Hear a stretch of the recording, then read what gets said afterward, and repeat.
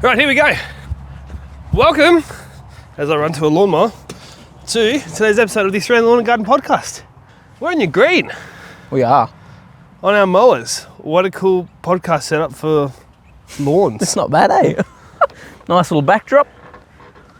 Actually, what would be the expense if this entire setup, like mowers, green, everything. How much would it be worth? This might be up there as one. If we would think about it, it might be one of the most expensive podcast rooms ever. It's true. Look at us. Oh, well. If it was a building, it'd be a bit different. Buildings cost a bit more than a golf green. True. But still pretty cool.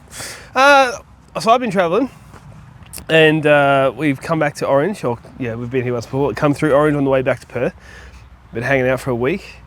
And I thought let's shoot a podcast before we go and just shoot the breeze. Sounds good. So, how's your life going?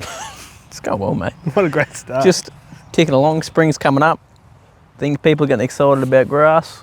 My favourite time of year, I reckon. Oh, and autumn. This time of year and autumn time. Yeah. I love the energy in the air from people just getting keen on renovations and getting fertiliser out and things start to flourish and grow again. So it is one of my favourite times of year. And you'll get excited because you just did all this work on your website. Yeah. Because you sell products and stuff. And it's done pretty well. Yeah, no, it's going well. A lot of hard work, but worth it. And I sort of enjoy tinkering around with technology and all that sort of jazz. So one thing that's been really interesting, like behind the scenes, is like seeing you do a lot of stuff for that business. We talked about this before, people think like, oh, you're a YouTuber, you'd make a killing off YouTube. Reality is, unless people are getting 1 million views on the regular, you actually need another business. So you actually do proper run a small business. Yeah. You know, on your laptop, replying to queries, all that sort of stuff. It's not like a little side gig and YouTube is the main thing. It's almost like the YouTube now is the side gig and the business is the product side of it. So, for example, being completely transparent, last month on YouTube, I made $1,500. So it might pay your mortgage, you know what I mean, for the month. Not with the interest rates at the moment. Not with the house Not with the interest rates at the moment. If you bought a house in 1985, that'll pay your mortgage. So yeah, because a lot of the time people say, oh, you're a YouTuber, you must have a ton of money, but I'm talking about grass and I'm not getting millions of views a month. Yeah. I'm hitting like maybe 500,000. A good month I'll hit 1 million. This time of year I hit 200,000, you know what I mean? So, and I'd get $1,500 to $2,000 from that out of those views there. So, I mean, in the middle of the season, yes, you get more, but you could not like rely on that as an income. And if you think about all the effort you put into it, like, let's say it's like $500 a week, which would be $2,000 if you a month. If you had a paid job with workers' compensation, superannuation, holidays, all that sort of stuff, sick leave, how many hours would the average person have to do to make $500? It's actually probably pretty similar. If not more hours, depending on what your flow's like. Say if I shoot a video, like we shot a video the other day, and I said, it's probably going to take us about 4 hours to shoot this video. Yep. And it took us 4 hours basically on the dot. And I was doing some of the work. Yeah, it was 2 of us there doing it. So I reckon it'll probably be 6-7 hours for you to do it on your own. Yeah, it is. Because we weren't rushing or anything like that. It's a full day. Yeah. And me standing around watching you film stuff, I'm not contributing to anything. But it's like that's a full day. And then how many hours to edit it? It depends. Like if I'm on a roll, it can take me 2 hours. If I have to search for music and not use old music, and then I try some new editing things and muck around, it can take 4, 5, 6 hours. And then your microphone falls in your undies. And you have to then fix the audio. That actually happened to you. Not the other day, but anyway, tell us that story. Yeah, so no, I was just on the green and I have a little lapel mic that sits up about where this mic here is, just sitting on my chest, on my sternum. And I was filming, I was just in the zone, and it just fell and just dropped down to my underpants. Because I put it up under my shirt, and so my shirt was undone. Joe, I've just gotten nervous that these mics form the undies. Well, they're not working or something, you know what I mean? Yeah. Oh, it's a scary thing. Let's just double check. No, they're good. So, we're talking about time. So, let's say it's like 6 hours to film. It depends on the video, because some might take you an hour or whatever, but I don't know, say 4, 5, 6 hours to film, and then... I've never done a video in an hour. There's never been a video that short. I wish. And they're all like 10 to 20 minutes long. Yeah.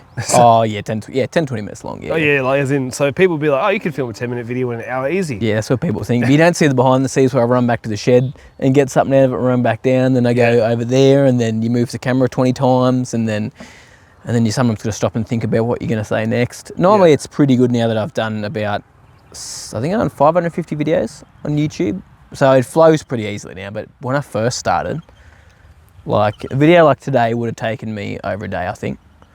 Just with mental preparation and understanding what shots to take and understanding how to lay things out. Yep. But with experience, the quicker you get, I guess. Yeah. So it's just put it into context, because a lot of people don't know. And that's why I've said this on the podcast before, that you're the only person I know of in the lawn and garden scene in Australia, in the lawn scene in Australia, that doesn't have a job. Yeah. But the reality is you're not making all that money off YouTube. No. Mark from Self-Sufficient Me, I've never met him, but he's probably doing all right. Yeah. Yeah, that's a gardening one. Is that his full-time gig? I think so. I want to get him on the podcast one day, and he said yes. I think it's just a timing thing. That'd be cool. He'd be a great interview, but he's got quite a few viewers. I know that there's a few people like yourself that maybe do videos and they have a business, but it's not necessarily... Anyway, what the point I'm getting at is in this niche, if you guys love a creator, whoever it is, buy their merch, support them, do whatever you can, because they're probably actually not making as much money as what people think. If you with 150,000, so yeah. I mean, if you were someone like those really big, like Mr. Beast, or like the big guys, like who else is there? Sidemen. Oh, there's so many people out there. They're getting Mark Robers and everyone. Like they're getting a couple of million views, if not sometimes some videos that go 30 million. Like the views across my channel aren't even at 30 million. Yeah. Across the board over 7 years of doing it. You know what I mean? That's one of their videos. Yeah. So they've made more money than I made in 7 years in one video. Yeah. You know what I mean? So that's the difference there. So it's a common misconception. Like there's some younger guys that I chat to and they say, man, you must have a lot of money because you do YouTube. I'm like, bro, that's how much I made this month. And they go, oh, it's very eye-opening for people. So yeah. I was going to grab my phone, which is recording this, but I was like, we should check how much money I've made. Because I've been joking. Cause most people don't view on YouTube for the podcast. Obviously, it's like Spotify, Apple. Anyway, so I'm less than $100. Yeah. Now, part of that is because I didn't fill up some paperwork. Yeah. And they were like, you need to fill out this paperwork or you don't get paid. And I was like, man, I'm getting paid such a small amount of money. What's the point?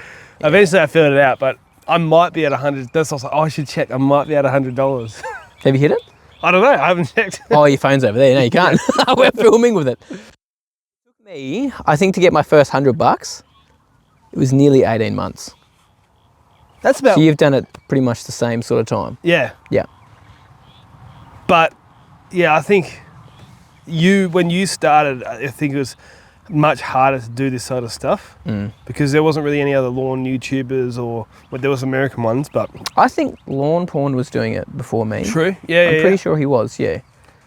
He was the only person in Australia at the time, I think, and then I hadn't actually seen his videos until I was about 4 or 5 videos in. I was like, oh, there's another guy. So, yeah. But, yeah, it's, now it's podcasts are better. Even back then, 7 years ago... Yeah. Podcasts were definitely a thing, and I used to listen to it all the time. Yes. But I reckon since COVID, just about everyone and their dog got a podcast, and... Yeah. Anyways. A good way to catch up with their mates. So, look, it's... anyways, it's not easy. So, I'm talking about really to people who are watching from your channel who want to see behind the scenes for you. Yeah. But I talk about that a lot on the podcast because I feel like the content creators, you're right, it's the Mr. Beasts and the Mark Robers and the people like that, and people hear about how much money they make and they just put YouTuber in the same category, but they haven't done the maths on, normal video, 40,000 views in the growing season, and if you get to 100 grand, you're like, oh, that's 100,000 views, you're like, oh, that's pretty good. Like, that's crazy for me, exactly. It's like, sweet, Whereas, like, if they ever did a video with 100,000 views, they'd be like, I'm giving up on my job. What did I do? They probably wouldn't do that, but yeah. See, but as I've always said, I never started it when I started doing the YouTube to make money. Like for me, it was a creative outlet, and that was the start of it. And I wanted to sort of document my journey from redoing my backyard, because I had a few goals in that sense. And it was almost something for me to look back on in the future to see what I'd done. And I'd seen guys in the States doing it, and I was like, I reckon I'd give that a crack. I can talk about grass till the cows come home. So that's where it started. And there was no intention of making a business or making money from it. And then it just... Yeah, here you are. Started happening, yeah. I was going to say Mr. Bemis might have all the views. He might have everything. But does he have a John Deere 2653B? I'm sure that's pocket change for him. It would be. But does he have one, Ben? And I didn't even pay for this. Thank you, Hutchin and Pierce. Yeah, this episode is brought to you now. I can't even ask Hutchin and Pierce's sponsorship. They're not even in the rest of the country. They're in all New South Wales. There you go, Hutchin and Pierce. Whoever it is. Sponsor us next year, because we're booked out for this year. But the green here. Yes. Right. So I've been, like, the whole family's here. My whole family's here. Obviously, your whole family's here. My whole family's here, yeah. Surprise. Weird. You got 4 kids, I got 2 kids. So it is actually pretty interesting. Like, they love this place, but they actually spend some time on here. Yeah. And you've got to like, watch them with the wedges. Yeah. Taking chunks out of the green, and dogs digging spots like it did the other day. Yeah. My 1-year-old swinging the club, not so cautious. Yeah. I don't think we can generate the power right now. Your 8-year-old. Yes. That's a different What are you story. doing? Exactly. He's got some power there. No, the kids are pretty good though. They do kick a soccer ball on there from time to time, and I get a little bit anxious. Yeah. But I mean, I always say in the end, like, if they do some damage, it's a YouTube video in it. True. Almost motivated. Yep. What is it really like? Do you play on this as much as people think? Nah. Like, what's it really like having a golf green at your house? Well, if I was into golf, I'd be playing on it regularly. But, excuse me, at the moment, we went to saw Tay and my little brother today, who works on the golf course, and I hadn't been to the club. The clubhouse has been built and done and been finished, and so it's nearly been 12 months since I've played golf. All right, so why don't we do a bit of a tour, and you can show us the green. Sounds good. And we can, we'll go have a look at the sheds, have a look around the property, see where you're going to do some future projects. Sounds good. One of the things I want to show, I'm just going to do it straight away. Do it. This is a lot more of a hill than people realise. Yeah, it is, 100%. So, I don't know what the slope would be. It'd only be like not even 15 degrees, maybe like, what do you reckon? I'm going to try and hold this level, right? And I genuinely reckon that camera is level now. If I was standing on, that's probably the slope. I can't even do it. It's a decent bit of a slope. So like that. But yeah, the way that slopes down, it doesn't show on camera. No, it doesn't, no. If we got a golf ball up there and you just drop it, it's just going to roll. Watch this.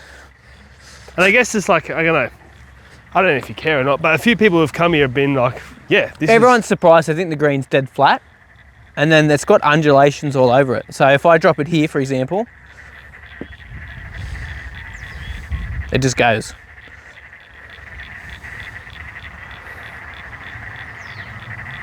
And it'll keep going. And it flattens out basically where it is there. Yeah, it does. But that hill back there as well, like, people don't realise how big that is either. Yeah, 100%. 100%. Do you get fish and stuff in the pond? So I put some silver perch in there about 12 months ago, pretty much exactly 12 months ago. So there is some silver perch in there down low. They don't really come up. They help a little bit with the algae and stuff and just aerating the dam, but I need to get an aerator in there because there is a bit of algae starting to form. Because the green does have drains all through it.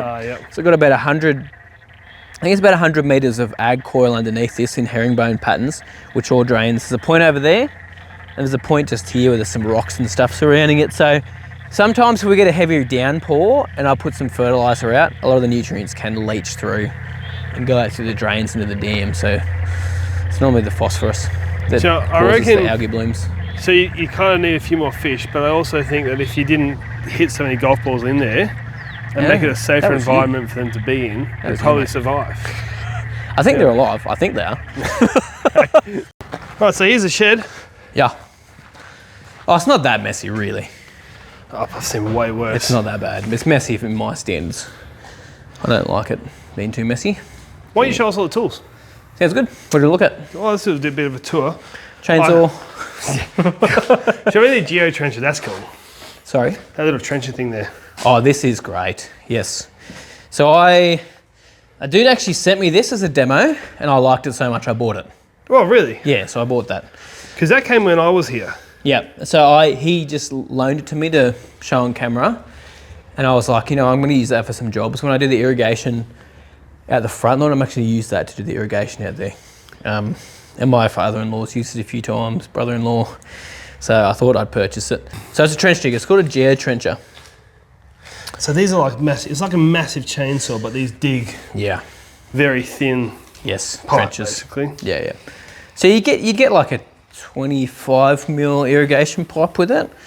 Most home lawns are 19 mil, but you can do a double trench and easily just flick it out with a Matic or something like that. So really, really handy, and it's got a little trolley system on it too, so you don't have to hold it the whole time. You can sort of do a trolley with it. So yeah, I purchased that one. It's good. So all this stuff here you've used on the channel a lot. The Pro Tier. Yes.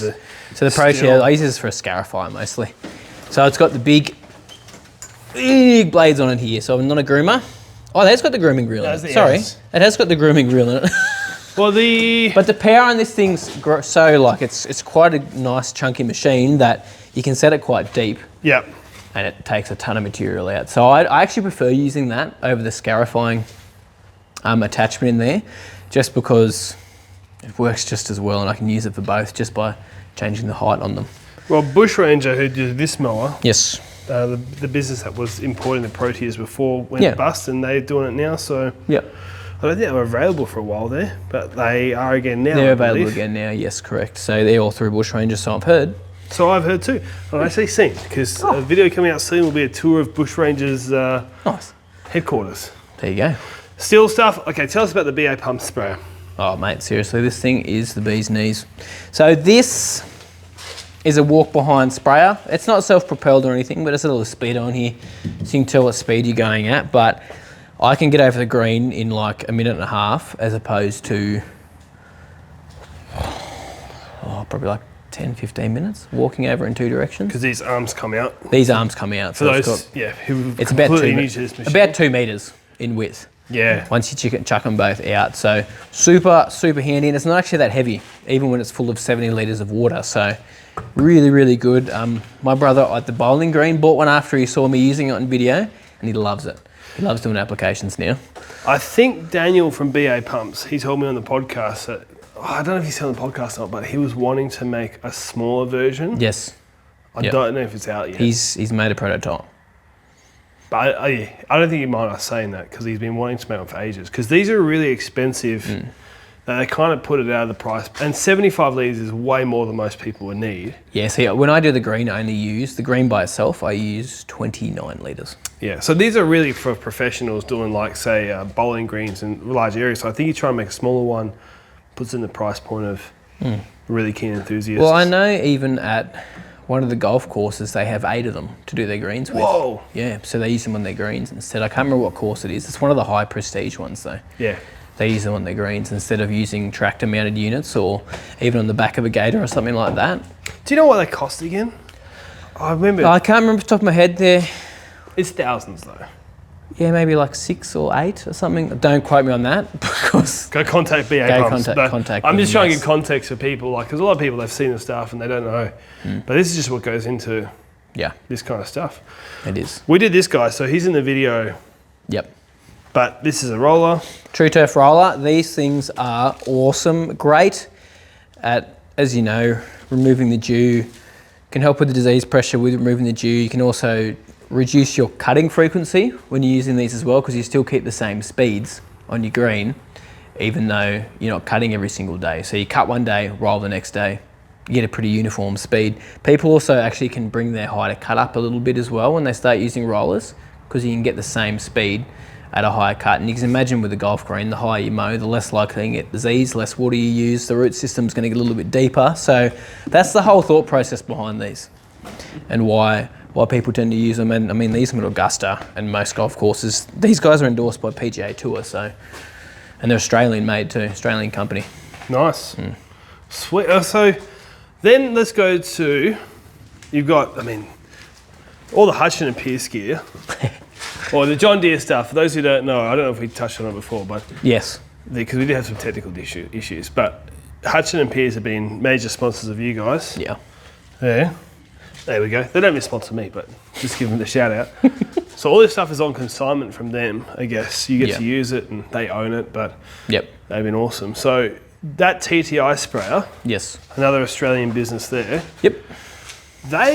That's a pretty unique machine. I mean, it's a very rural machine. Yeah, it is. For those sort of applications, or contract applications. Do you use that much? I use it on the fairway, and I use it if I'm doing fence lines and other parts of the property as well, because it's got two different booms with it. It's got a boom that comes at about, I think it's like 4 meters. Yeah. It's huge. So if you're doing a huge area, it's awesome. I tend to use the one that's about the width of the gator, just so I can really see I'm not getting overlap. Yeah. And I can just see where I'm spraying. But yeah, it's really, really good. Such a solid bit of kit as well. Like, I've had that for 2 years now, I think. Yeah. Yeah. Yeah, really good bit of kit. And they sponsor the battery retractable reel, hey? Yeah, Or so it's got a little remote, so you can pull the reel out and then press the remote. And yeah, from like back, you can be ages away. As long as the reel is, I think it's 50 meters, so yeah. This is the kind of stuff that makes me jealous. As a contractor, I'm like, this is really... Yeah, so But again, they're so expensive and you've got to have enough work to justify. And yeah, if you've got the work to justify it, then it makes sense, because just how solid is this, will last you probably your career. yeah. Well, actually, when I had them on the podcast, they said that they had a massive one on the back of a truck. Like a massive tank. Yeah, I've seen people with them, they use them for water karting exactly. and other But apparently situations. the truck rolled and the truck was totaled, but the tank was able to be put on the next truck. Wow, So that's cool. cool. And it's like Australian business, like BA Pumps as well, Yeah, which is cool. It's nice to support them. 100% it is, yeah. So to show us, I want to see your products, because these are the stuff that I asked you before about. This is not stuff you're selling. No. You might pass on to your brother or whatever when he needs it. But this is actually the stuff that you use and where you keep it. It is, yes. So run through some stuff. I mean, you talk about this on the podcast. I mean, on your own show all the time. But what stuff are you putting out now?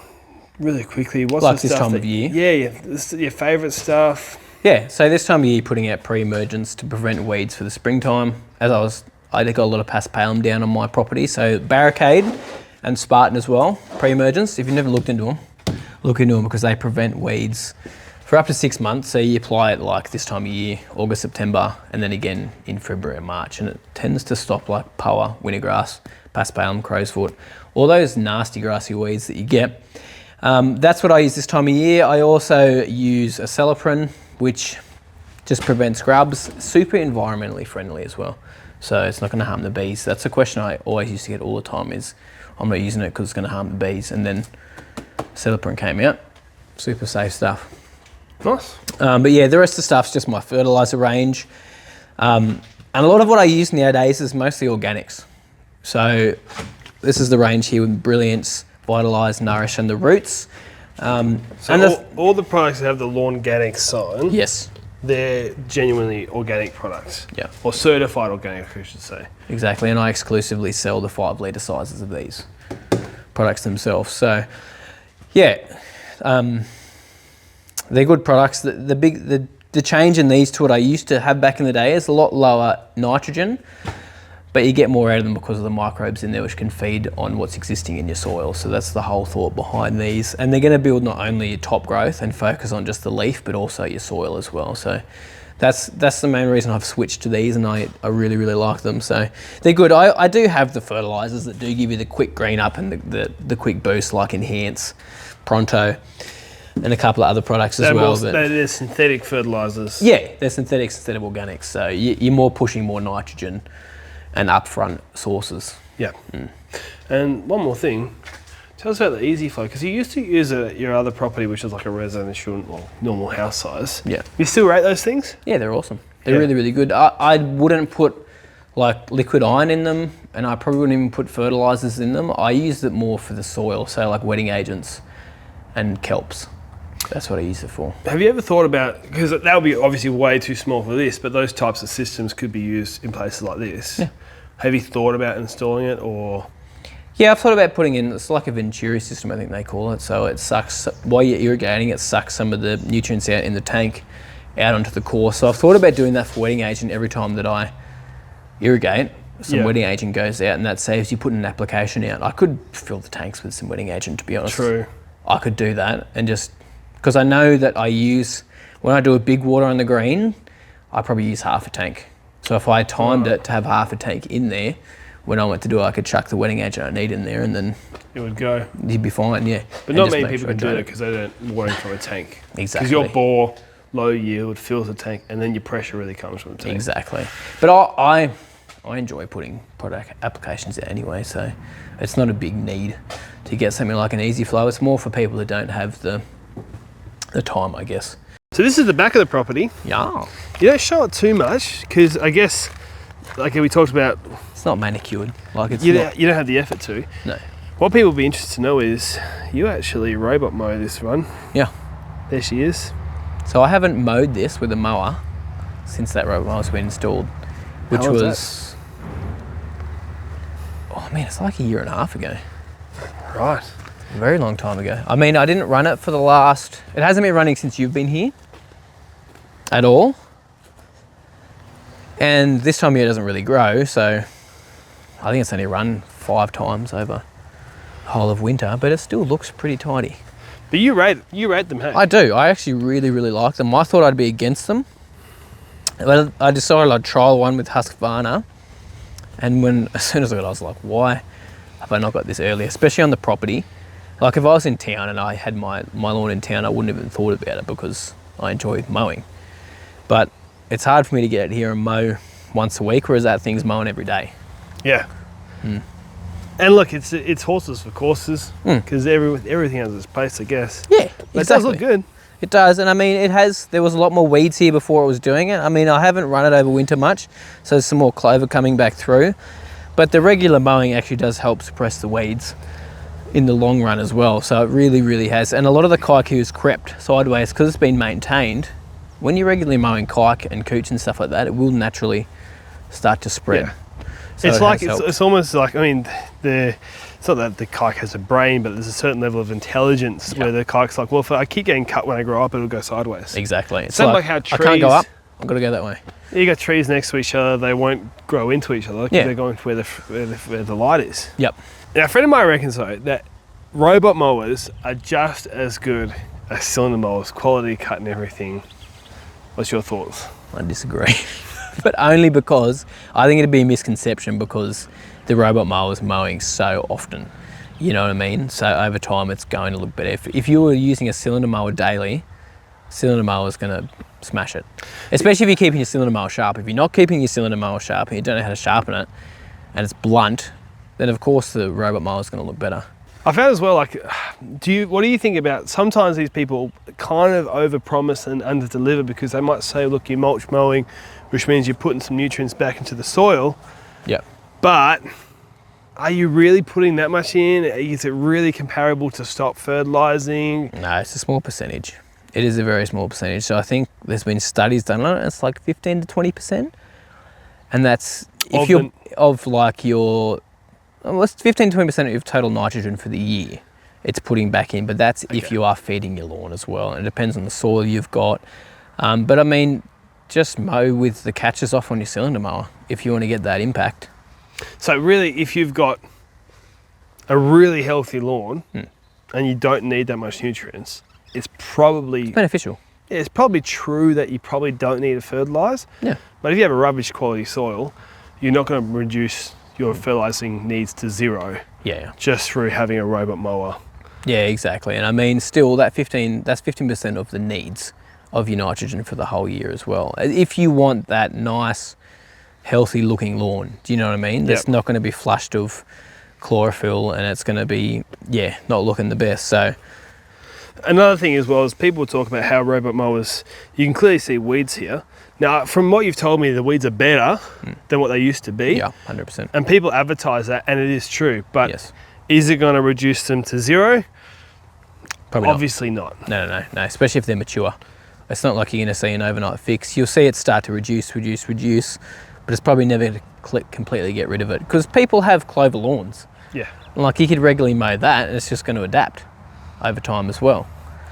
Yeah. So I have a feeling that like if you hit this a couple of times with a selective herbicide, you probably would get to a point where you could probably maintain it at close to 0, or a point where like on your golf green you're not really putting much applications out. But I guess it's stuff that it's kind of true that people say about these things. But if you really dig into it, maybe only in select environments. You know, if you started with a weed-free lawn, and you put new soil in and you cut it every day with your robot mower, maybe. It's a very blanketed statement. You know what I mean? Like it's maybe the 1% of that might happen for you, but then you probably had no weeds anyway. Let's go to the part of the property that people never see. Apart from when I did my introduction video, that would have been the only time people would have seen it. So this hasn't been on camera. Well, it was on camera when I was filming with you. Was it? Because we had to go to the bore. Oh, yes. But this section of it probably hasn't been on camera for 2 years. No, it wouldn't have been. No way. And there she is. Hey, buddy. So this is the part no one sees. Yeah. This is real farmland. It's a big paddock. The camera's probably not doing justice on how far back. Yeah, this would be close to 6 acres. Yeah. In there. Yep. Maybe a little bit less because this side of the property is a bit bigger and we've got 12 acres all up. So it's probably, it'd be close actually to half. Yeah, so I actually haven't measured it. So you want to put a second, is it another par 3 or par 4, or do you have enough space to make a par 4? Not, it'd be a drivable par 4 with a driver. But then the neighbour's house is there, so I'm not really keen on doing that. Have you ever talked to this guy over here and been like, hey, can I put a tee box just right at the back there? I could. They have cattle in there all the time though. It feeds their cattle. True. Should do it. Put a bull in there. Hey? Put a bull in there, over there. Put a tee box at the top. And then just have people come. And the game is, can you actually get a tee shot off? Without getting taken out by the ball. It'd be like having the same level of pressure playing at, at a Masters or something. I'm going to be worse, like Death Wish. That's what it is. But yeah, this will be epic, man, because you got like kind of like a creek going through there at the bottom. It'd be such an awesome spot. I mean, eventually you're going to have to get rid of the cows if you want to have this. Yeah, but that's fine. It's like we've got my neighbours across there, like a family, so. It's a long way away though, project-wise. That is, like, that won't be for a few years. Like, honestly speaking, I want to get all this done first. Need to have a full-time staff member on to just maintain it as well, and then start doing more projects on top of that, so. Yeah, it's an eventual goal, whether it be just a par 3 with a different design. You could fit 2 or 3 holes on here, to be honest. If you want to get really keen, you could go back and forth. You could fit 4 in there if you wanted to. But all par 3s. Yeah, it'd be all par 3s. And playing from different spots, because you're going to have 3 tees over there. Yeah. You just have multiple tees going, so you could actually technically have a 9-hole golf course maybe you could say a 9-tee golf hole with a couple of holes. I mean, if you were keen, you could put 9.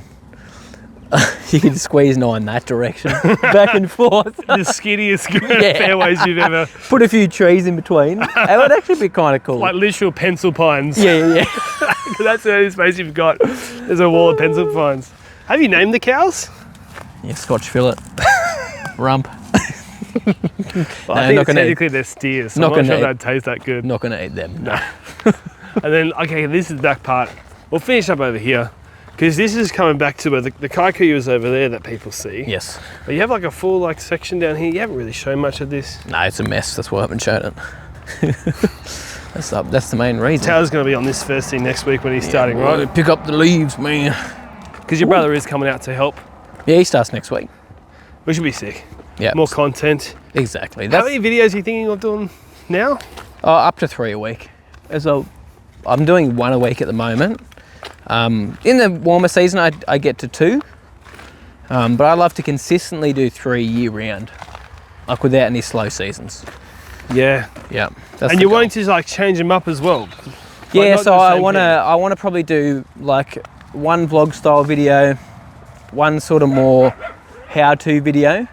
That dog just got squished nearly. Wow. Yes. Schnitty, I have to say they're brave, but maybe stupid's the word. A little bit dumb.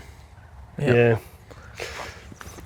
They did. This sausage dogs do try and protect us grown human beings from the cows. Which is not smart. Yeah, It's funny though. Yeah, brave, but stupid.